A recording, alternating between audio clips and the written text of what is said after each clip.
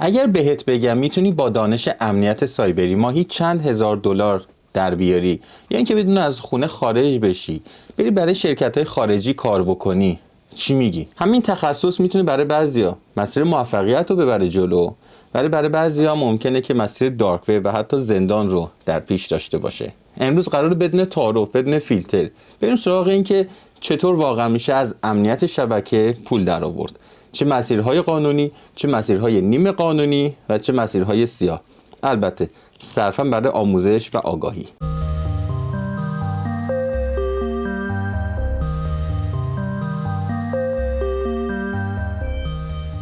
خب بریم سراغ بخش اول، مسیر سفید یا همون قانونی و رسمی خودمون. استخدام رسمی.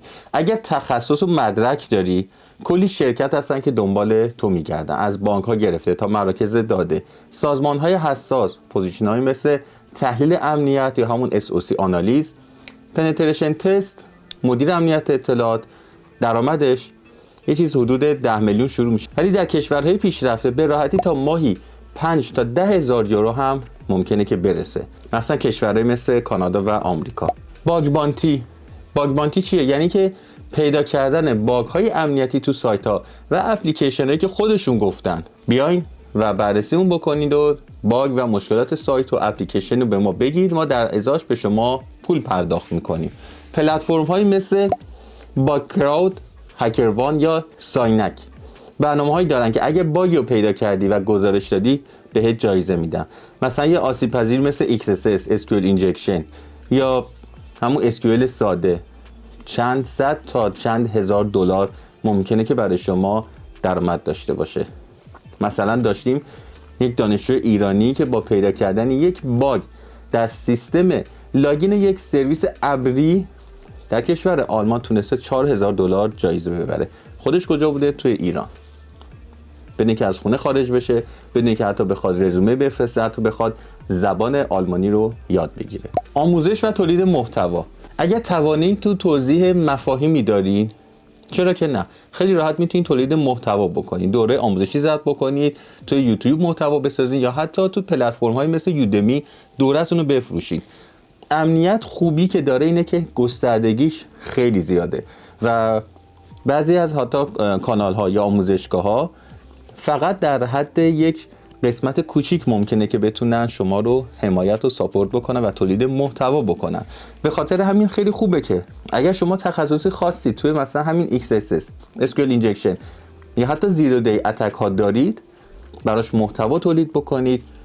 توی همین یودمی که بهتون گفتم میتونید دورهاتون رو بفروشین و چرا که نه یک یوتیوبی هم میتونید راه اندازی بکنین که تمامی این کانال‌های امنیتی از جمله خود ما با هم مرتبط بشن. و من بعضی وقتا خیلی از پروژه هایی که میگیرم دنبال نیرو هستم به اینکه بشه یه سری از کارا رو انجام داد و حتی پروژه های سیاهی که میشه بدون مالیات پولش رو در آورد، ولی نیست.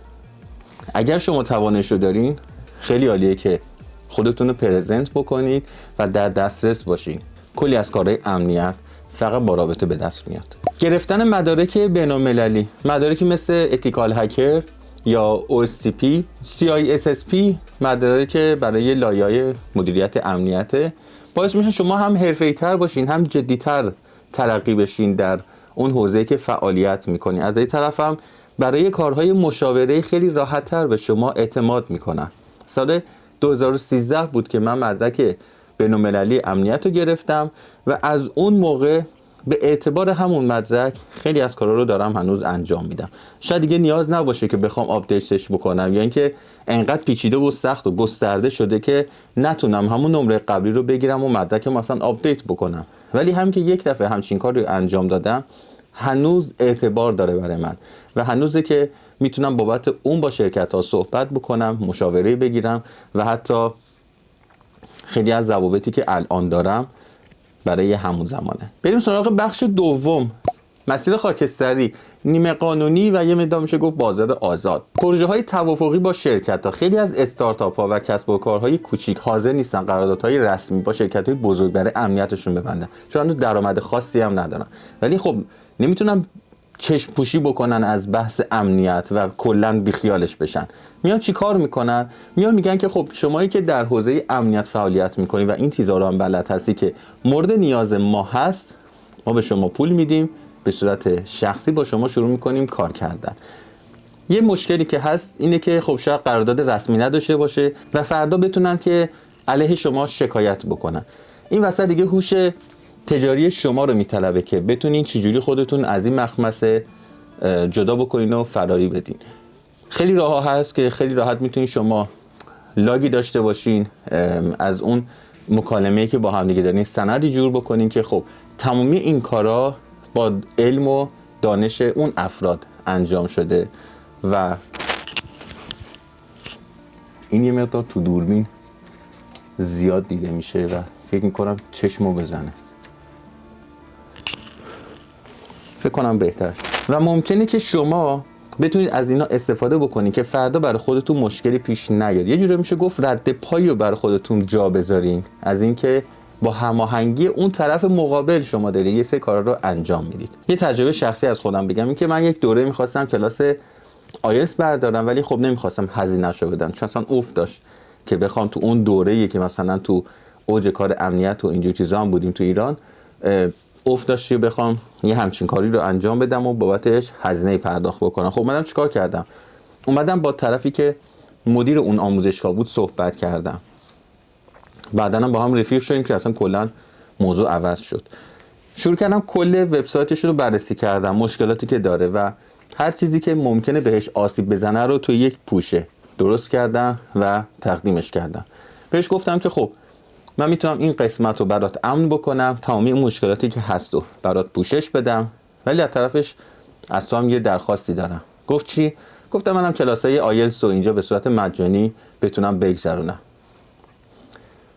برد بود، هم برای اون هم برای من نمیخواستم بابت اون دوره پول بدم و اونم نمیخواست که اون کسب و کارش در خطر باشه. پس تونستیم که با هم دیگه کنار بیایم و هر دو راضی باشیم. از یه طرفی هم دیگه تونستیم با هم دیگه اصلا یه دوستی صمیمی و شکل بدیم که حالا هم با هم دیگه در تماس هستیم. از طرف دیگه توی یکی از بانک‌هایی که سمت ونک بود من برای خرید ماشین نیاز به دسته چک داشتم و این دسته چک رو نمیدادم به من چون که به خاطر یه سری از کارا من از نظر اونا کارمند محسوب نمی‌شدم. به خاطر همین صحبت کردم با مدیر بانک، مدیر اون بخشی که بود و بالاخره تو اون صحبت‌ها چند سری رفتن اومدن دیتایی فهمیدم که یک مشکل امنیتی مثلا توی CCTV دوربین هاشون وجود داره و اینها درگیر اینن که بخوان اون مشکل رو رفعشون بکنن. من بهش گفتم که من میتونم همچین کاری براتون انجام بدم، فقط در حد حرف و حتی پروژه، هیچ وقتم جلو نرفت. ولی اون فهمید که یه کسی رو داره که میتونه همیشه به عنوان بکاپ روش حساب بکنه و سوالاشو بپرسه و اینطوری شد که با هم دیگه در تماس بودیم و میتونستیم با هم دیگه صحبت بکنیم و اگر مشاوره میخواست من به صورت تلفنی و اینکه اصلا بدون که کسی متوجه بشه بهش میدادم و اون از طرف خودش با کارمنداش صحبت میکرد. خب قضیهشون رفع شد، تونستن که با کمترین هزینه اون مشکلی که به وجود اومده بود رو رفع بکنن. در نتیجه کمکم کرد، لابی کرد که من بتونم به دست چک برسم و بتونم ماشینی که میخوامو بگیرم. این میشه یک سری از پروژه ها و کارهایی که خاکستری هن. هم غیر قانونی هن، هم میتونه قانونی باشن. یه جوری میشه گفتش که یک مرزیه بین این که هر آن ممکنه وارد قسمت غیر قانونی بشه. بعد خیلی وارد باشین که بتونید این مرزه رو حفظ بکنید و وقتی هم که تونستید به اون چیزی که میخواید برسید سریع از اون مهلکه بیرون بیاین. نمونید توش، خرابش نکنید. ساخت ابزارهای امنیتی برای تیم‌های رد تیم. در مورد رد تیم ها با هم دیگه صحبت کردیم. این هم الان آموزش پایتون و برنامه‌نویسی هستش. میتونید ابزاری بنویسین که بتونه فایروال رو دور بزنه یا پورت‌های باز رو شناسایی بکنه. خود ابزار مشکلی نداره، ولی اینکه این ابزار دست کی بیفته مشکل سازه. به خاطر همین هم اپلیکیشنیه که میتونه مفید باشه هم مضر باشه. خیلی از شرکت‌ها هستن که میتونن با یه سری از این اپلیکیشن‌ها دیگه تیم‌های تخصصی مثل همین رد تیم رو استخدام نکنن. با چند تا اپلیکیشن در سطح پایین‌تر کارشون رو جلو ببرن. مثلا تو ایران که زیادم رو تخصص کاری ندارن و خیلی از شرکت‌ها اصلا امنیت رو قبول ندارن، با این نرم افزارا میتونن که کارشون رو راه بندازن و بازار شما هم گرم باشه. فعالیت در فروم‌های تخصصی و نیمه بسته. بعضی از انجمن‌ها به شکل خصوصی یا بسته فعالیت میکنن، در مورد مسائل امنیت و پیشرفت با هم صحبت میکنن. اکسپلویت‌ها یا حتی نفوذ هدفمند در اونجا صحبت میشه و راهاش گفته میشه. این فروم‌ها معمولا خاکستری‌اند، نه کامل قانونی و نه کامل مجرمانه، ولی یه قدم تا سقوط فاصله دارن. میتونید وارد این فروم‌ها بشین و از دیتایی که در اونجا در حال فوران شدن هست استفاده بکنید. بریم سراغ بخش سوم و بخش کاملا سیاه. اینو میگم فقط بابت اینکه امنیت شما بره بالا و اینکه اصلا بدونین که چرا این همه مهندسی اجتماعی و مابقی حمله ها زیاد شدن و دیتا شما میتونه مهم باشه. ورود به این مسیرها میتونه عواقب خیلی سنگینی حقوقی، کیفری و حتی امنیتی براتون داشته باشه. پس مراقب باشین که فقط آموزششو بگیرید، نه بحث این که واردش بشین و بخواید ازش سوء استفاده بکنید. فروش داده های دزدیده شده مثل دیتابیس سایت ها، ایمیل ها، رمز عبور کاربرها یا اطلاعات بانکیشون. بعضی از اینا تو دارک و حتی تو تلگرام هم دارن همین الان معامله میشن. اصلا مهم نیستش که چه شخص مهمیه چه آدم عادیه، بحث اون اطلاعات و داده هست که وقتی شما یه سری از دیتا ها رو جمع میکنید دیگه بسته با سناریوی مختلف حمله اون دیتا ها استفاده میشه. یعنی ایمیل من، ایمیل یه فرد سلبریتی، این دیتا ها در بعضی سناریوها یکیه، هیچ فرقی نمیکنه که چه اون باشه چه من باشم. اون امنیتش بیشتره، پس میان سراغ من عادی.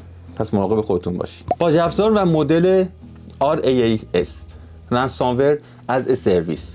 یعنی یه نفر یه باج افزاری می‌نویسه، میفروشه، اجارهش میده به خلافکارا، درصد میگیره از اون پول و اون کاری که دارن انجام میدن، اینم برای خودش سودشو میگیره. مثلا یه گروه داشتیم به اسم سودینو کیبی، از طریق همین باج افزارها و RAAS ها تونستن میلیون ها درآمد کسب بکنن، ولی در نهایت پلیس فهمید، اعضاشون رو گرفت، یه سرشون عضو خود گروه پلیس و ضربت و اینجور چیزا شدن و مابقیش هم رفتن سراغ بحث زندان و اون کیفرخواستی که براشون صادر شده بود. هم شما میتونید مثبت باشین، هم میتونید راه خلافش رو برید. اجیر شدن برای نفوذ کردن. خب این در حقیقت دو وجه، یک میشه گفتش که یک کار مثبت و یک منفی، مثل یک حالت شما فرض کنید جعبه است که از دو طرف دارید اونو نگاه میکنید. از یه طرف که نگاه بکنیم این که خب اجیر کردن یه نفر برای هک کردن یه چیز دیگه، قشنگ میشه گفتش که یک کار جرم و یه جریمه صادری میشه گفت محسوب میشه، یعنی دقیقاً محسوب میشه دیگه. مثلا توی ایران تحت ماده 738 قانون جریمه کامپیوتری این دقیقاً مصداق یک جرم بارزه. ولی ببین از اون سمت نگاه بکنی، یک مالک شرکتی میاد به شما میگه که آقا من تمامی رمزهامو ازم زدن، دزدیدن و اصلا گم کردم، یادم رفته، گوشیم شکسته، با اجازه من بیا وارد حسابام بشو که من بتونم دوباره امنیتشون رو به دست بگیرم. این هم میشه همون اجیر کردن، ولی از روی مثبت کار که شما میتونید به حتی یک نوشته، دست نوشته داشته باشین از طرف که من با اجازه همچین فردی وارد حساباش میشم و با دانش کامل، با اطلاعات کامل صاحب حساب این حرکت و این تست رو دارم انجام میدم. این هم میشه همون اجیر کردن برای نفوذ، ولی راه مثبتش دیگه شما انتخاب میکنین که راه راستش رو بخواید برین یا راه کجو. فیشینگ و جعل هویت یکی از چیزایی که الان به شدت داره باب میشه با هوش مصنوعی. خیلی راحت دارن این کارا رو انجام میدن و حتی اون جوجه هکری هم که 2 روز وارد امنیت شده، اولین کاری که میکنه بحث فیشینگ و جعل هویته. دیگه با هوش مصنوعی و کانوا و ایکس و ایگرگ همینجور میتونید شما جعل بکنید. پس دیگه هیچ نفری نمیتونه بگه که من امنیت دارم، نه، چون وقتی که یک جوجه هکر میشینه پای سیستم براش فرقی نمیکنه که طرف مقابل قربانی کیه، شروع میکنه رو همه تست کردن.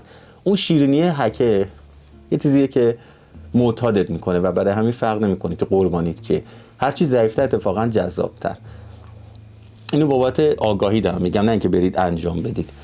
ساخت صفحه‌های فیک بانک، ایمیل‌های جعلی، درگاه‌های پرداخت تقلبی، درآمدش خیلی سریعه ها، ولی خیلی زودم ردیابی میشین و خیلی هم مجازات بدی داره، به خاطر اینکه باب نشه برای اینکه همه بخوان همچین کاری رو انجام بدن. حواستون باشه اینو از این جهت دارم بهتون میگم که تو طبقه اول امنیت همه دارن این کار رو انجام میدن، براشون هم فرق نمیکنه که قربانی کیه. اینو 2 بار بهتون گفتم که بدونین حتی شما که در این تلویزیون رو این برنامه رو نگاه میکنید میتونید قربانی بعدی باشید. بریم سراغ جنبندی این برنامه. اینکه امنیت شبکه میتونه یه تخصص قدرتمند باشه، میتونه زندگی آدمو بسازه یا اینکه خرابش بکنه. تو تصمیم گیری با اینکه با دانش چیکار میکنی محافظ باشی، مهاجم باشی خیلی مهمه. ولی قبل از تصمیم گیری لازمه که این مسیرها رو بشناسی، چون ندونستن بدترین اشتباهه. اگر فکر میکنی که این برنامه برات مفید بود و بعضی از قسمتاش لازمه که بیشتر در موردش توضیح بدم، حتما برام کامنت کن. حتما این برنامه رو برای دوستات و کسانی که حتی علاقه هم ندارن به امنیت بفرست، چون باعث میشه که سطح آگاهی امنیتی و سایبری هممون با همدیگه بالا بره. حالا تو به من بگو که کدوم یکی از این راه‌ها رو بیشتر دوست داشتی؟ در مورد کدوم دوست داری بیشتر حتی بشنوی؟ باگ بانتی از نزدیک، رد تیم و ابزارهاش، یا داستان واقعی از دارک وب و درآمدهای سیاه؟ یادت نره که سابسکرایب کنی. ما در کانال گارد ویژه سعی می‌کنیم که با همدیگه امنیتمون رو بالا ببریم. مراقب خودتون باشین تا برنامه بعد. خدا نگهدار. خوب باشین و به همه خوبی بکنین.